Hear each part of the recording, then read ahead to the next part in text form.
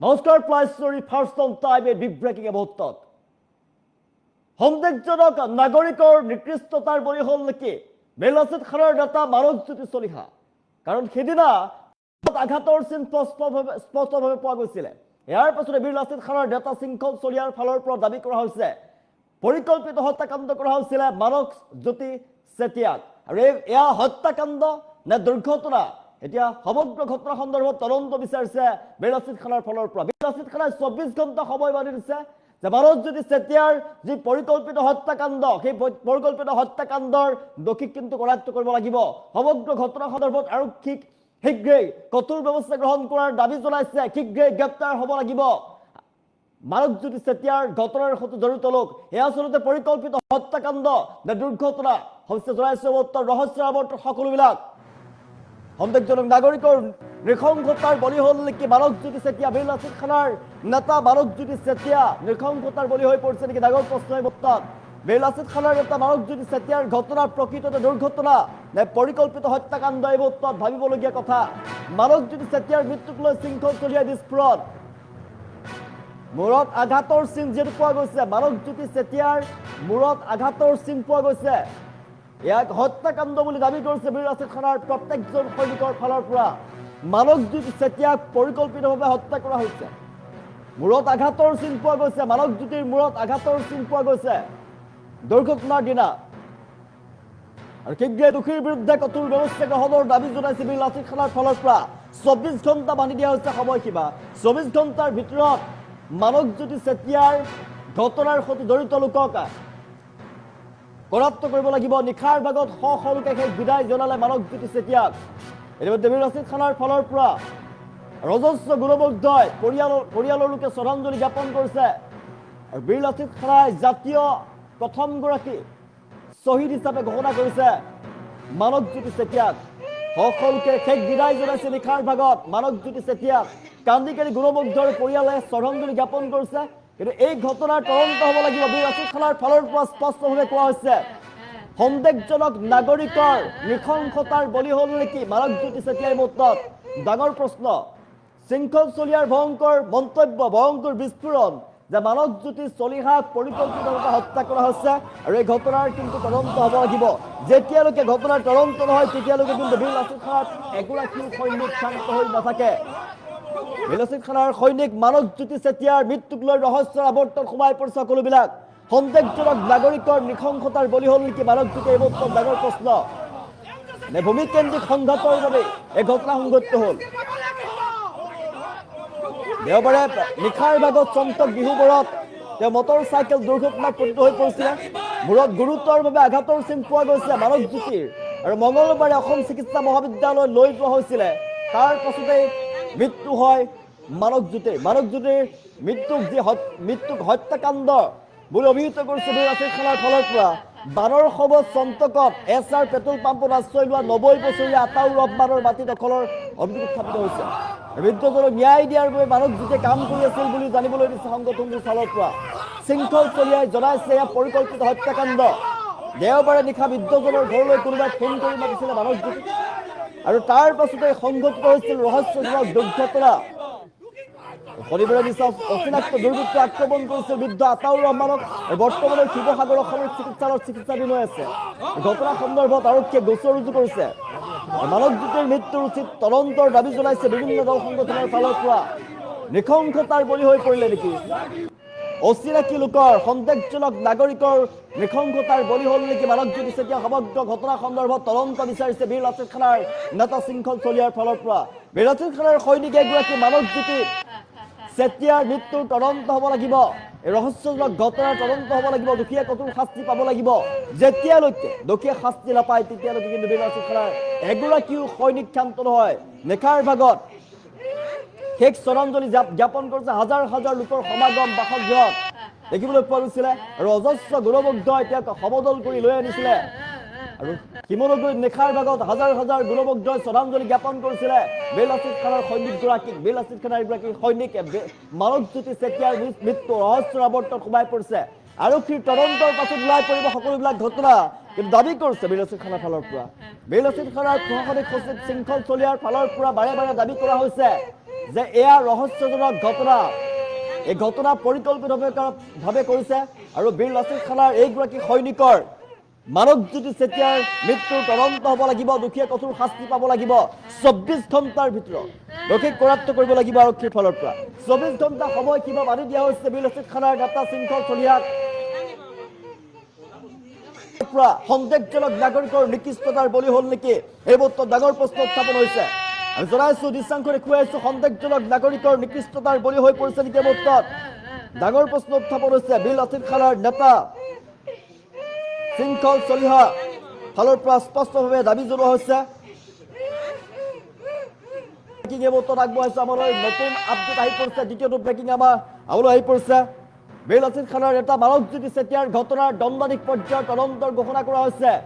দণ্ডাধীশ পৰ্যায়ৰ তদন্ত ইতিমধ্যে আৰম্ভ হৈছে ৰাজ্য চৰকাৰৰ তৰফৰ পৰা ঘোষণা কৰিছে মন্ত্ৰী বিমল বৰাৰ ফালৰ পৰা মন্ত্ৰী বিমল বৰাই ঘোষণা কৰিছে ৰাজ্য চৰকাৰৰ তৰফৰ পৰা বীৰ লাচিত খানাৰ নেতা মানৱজ্যোতি চেতিয়াৰ ঘটনাৰ দণ্ডাধীশ পৰ্যায়ৰ তদন্তৰ ঘোষণা কৰিছে এই মুহূৰ্তত তদন্ত হ'ব ৰাজ্য চৰকাৰৰ তৰফৰ পৰা ঘোষণা কৰিছে মন্ত্ৰী বিমল বৰাই দণ্ডাধীশ পৰ্যায়ৰ তদন্ত হ'ব জনাইছো মানৱজ্যোতি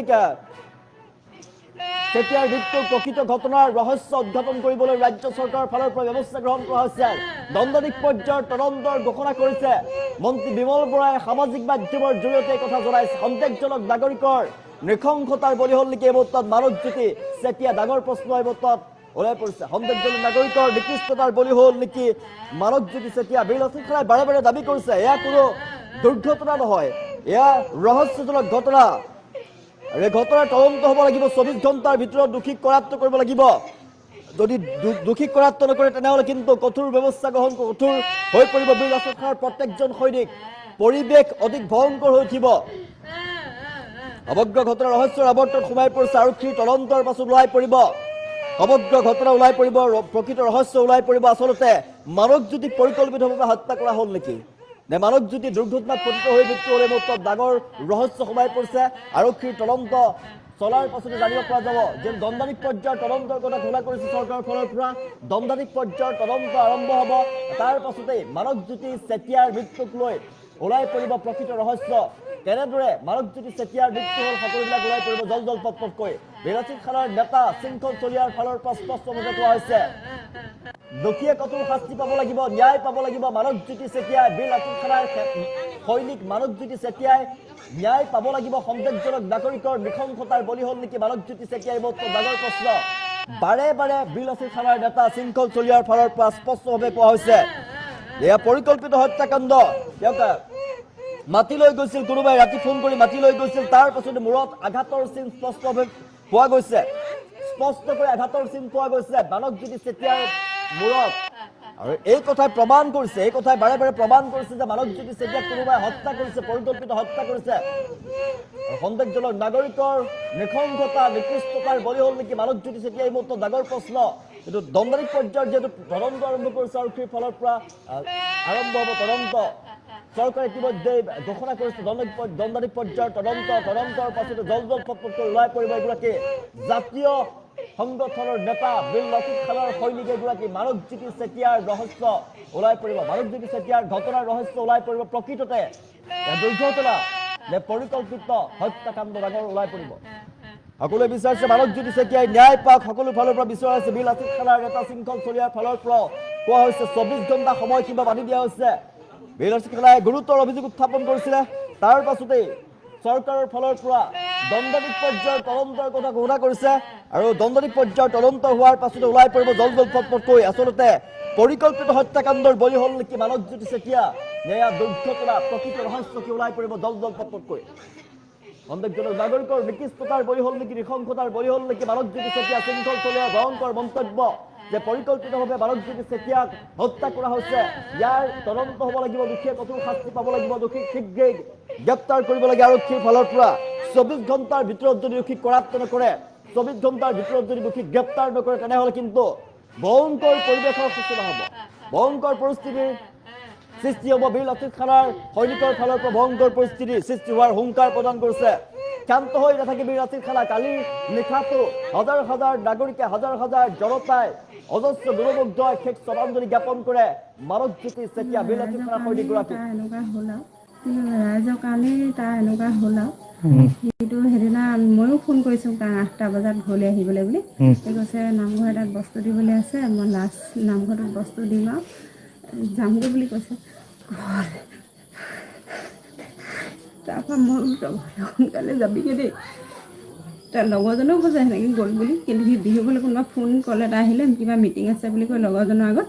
সি বিহুবলৈ গুচি গৈছে তাৰপিছত আমি আৰু খাই বৈ শুবলৈ লৈছোঁ তেনেকুৱা এটা ফোন আহিছে আমি লগালগ মানে গৈছোঁ সিমানখিনিহে জানো আৰু বেলেগ সি ক'ত কি কৰিছিলোঁ আমি নাজানিছিলোঁ ঘৰৰ পৰা ওলাই গৈ ৰাতিপুৱাই কৈছে গুৱাহাটী 10:30 ওলাই গ'ল বুলি তাৰপৰা সেই শুনিহে এয়া বহুত মানে ঘৰ দুৱাৰ সি মানে ঘৰলৈ মানে ইমান ইণ্টাৰেষ্টে নাই তাৰ অকল সংগঠনৰ সমাজক কোনোবা কাৰোবাৰ কিবা হৈছে এনেকুৱা ঘৰতে তাৰমানে সি ব্যস্ত হৈ থাকে কৰিলে যিদিনা 19 তাৰিখৰ পৰা বান হ'ল ৰাইজৰ অকল বানপীড়িত মানুহক মানে খোৱা যোগাৰ পৰা থকা মেলা চব মানে অকল সেইবোৰকে কৰি থাকিলেগৈ বেলেগ মানে তাৰ অকল আমিও কওঁ তই অকণমান ৰেষ্ট লওঁ আহে ঘৰত সৰুবাইও কয় চকীখনত শুৱে আকৌ ৰাতিপুৱা গুচিয়ে যায় আকৌ ৰাতি আহে আৰু ৰাতিপুৱা আকৌ ওলায় কি খায় কিবোৰ আজি তেখেত নাইকিয়াহঁত আমাৰ বহুত দুখ হৈছে তাক আমি বয়সজনী তাক মই নিজৰ ল'ৰাদৰে কৰিছোঁ সি মোক বহুত মৰম কৰিছিলে কিন্তু আজি আমাৰ মাজৰ পৰা হেৰাই যোৱাত আমি বহুত দুখ পাইছোঁ 19 তাৰিখৰ পৰা বহুত ৰাইজৰ কামতে লাগিয়ে তাৰ নিজৰ জীৱনটো হেৰুৱাব লগা হ'ল আৰু তেওঁ তাৰ যদি দুৰ্ঘটনা হৈছে নিজে একো নাই কোনোবা যদি হত্যা কৰিছে আমি সেই হত্যা আপোনালোকক ন্যায় তাক বিচাৰি ল'ব লাগিব তাক ন্যায় দিবই লাগিব সি আজি আমাৰ মাক পৰা আঁতৰি গৈছে এজন ককায়েকৰ পৰা নৱকৰ পৰা আমাৰ মাজৰ পৰা হেৰাই গৈছে আমি কিমান দুখ পাইছোঁ সেইটো আমিহে জানিছোঁ কিন্তু আপোনালোকে সেইখিনি বিচাৰ কৰিব